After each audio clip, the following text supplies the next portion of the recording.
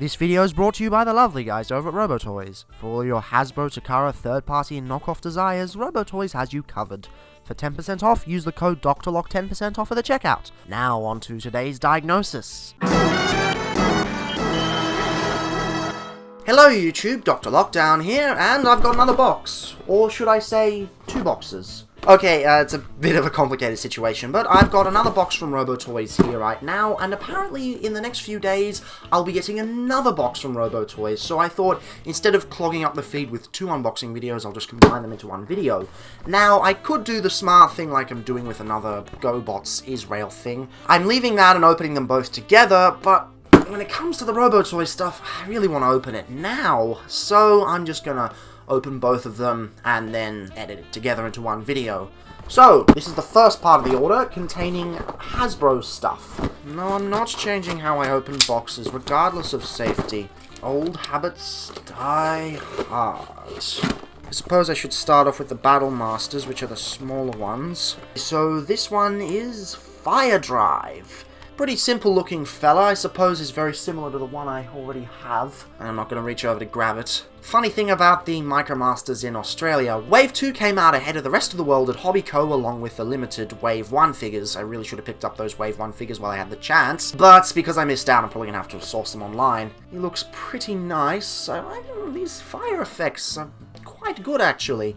I thought they looked kind of dumb in promotional materials, but they don't look that bad. Ah yes, Blowpipe. Now that is a really cool fire effect there. I'm digging the colours more so than on the one I already have. They're really, really nice. Yay, and Lionizer. I already have Lionizer, so I'm just going to have to sell them off. Now, this is what I was really excited for. The Micromasters. I cannot wait. Let's get these packing peanuts out of the way. There's so many packing peanuts in here. Ooh, those look lovely. Those look lovely. I can't resist. I gotta open these right now. Jesus. Those look so good. There's so many ties on these things. Hasbro still hasn't gotten tying figures down right. They're always so bloody hard to remove.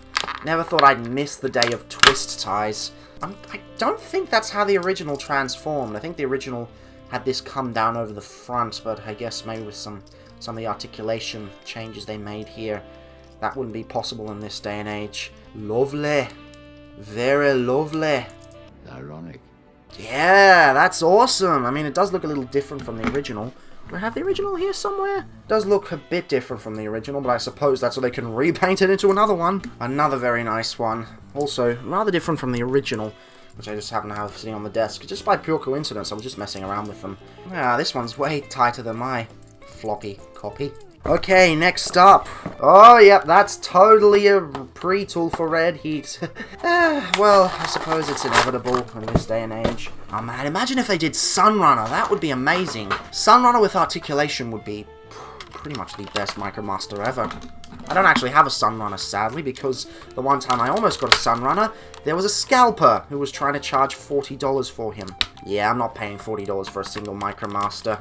They say that you can tell the quality of a seller by how much they charge for a jump starter. Apparently, jump starters were a dime a dozen back in the day because they kept shelf warming. Same old clunkiness that was experienced on Red Heat. Definitely liking this a bit more just because of the way it's colored. That looks quite a bit better, actually. I don't know, I've gotten so used to how the original look, well, how Red Heat looks with the ladder. I mean, I like it, but it'll take some getting used to. Now, this guy's completely new, and this guy I was pretty excited for. He's a Tonk, and I like Tonks. Looks so stupid. Oh my god, that is adorable. Does anything fold out, or is that how it's supposed to be? No, that's out. That's hilarious! Look at the proportions on that thing! Oh my god, that is just a hoot! And finally, we got the last one. The one I've been looking forward to the most. The Airstrike Patrol team was my favourite set of Micromasters. Well, it still is my favourite set of Micromasters. I do wish they'd made the other ones as well, because they're really awesome, but, oh well. Maybe that MicroMaster pack that got leaked will have the remainders. Oh, hi, Mark. Ooh, I wasn't expecting their backpacks to be that crazy. I don't think their backpacks were that bad on the original, but I can definitely see why people like these the best. Not gonna have time to transform them, though. Again with these backpacks, they're so big. They really have to have such huge backpacks. It's kind of ridiculous. I guess that's my time with those. I'm gonna mess around with those over the next few days until the next order comes up, probably sometime next week. But until then, let's get going.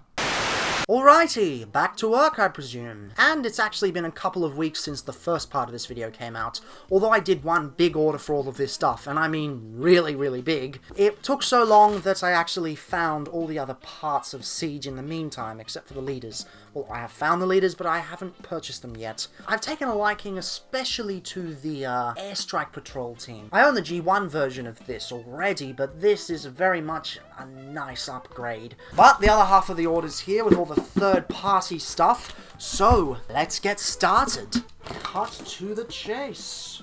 And here we go. Newspaper! Newspaper! Newspaper! Ooh, lovely. We have the first of the Magic Square items. What the heck is that name supposed to be? Was that on the previous ones? What? That thing is still ugly, and that name is ridiculous. Apparently, this is actually from a G1 episode, according to one of the comments on my last RoboToys unboxing, but ugh. This box art is horrible! I mean, Magic Square makes brilliant figures, but what are they doing with the box art? Oh, well, if it stops mint and sealed box collectors from keeping their toys in boxes, then it's better, I guess. That really looks weird when it's all in a static pose, but let me see if I can get it into something a bit more dynamic. There we go. That is a lovely, lovely designed figure. Ooh, and there's even the waist swivel. That's a pretty good way to disguise the waist swivel. It looks like one solid piece. Very, very nice indeed. Bringing up the Iron Factory. Here we are with the jazz, the rush beats. I've been really excited to finally get my Iron Factory stuff finished this year. I've got a lot of catching up to do because I did miss out on a few things. But overall, it's good to get this version of Jazz, and for Magic Square... Oh, no, New Age is doing the Jazz. No, for New Age, I'll get the alternated Shockwave version. The feel of this figure is totally different. It's... You know, Magic Square does have denser plastic, but Jesus, this figure's detail. Oh, there we go. He's got the speakers. He's got the speakers. Ooh, that is so lovely. We have an... Oh, it's that bloody name again.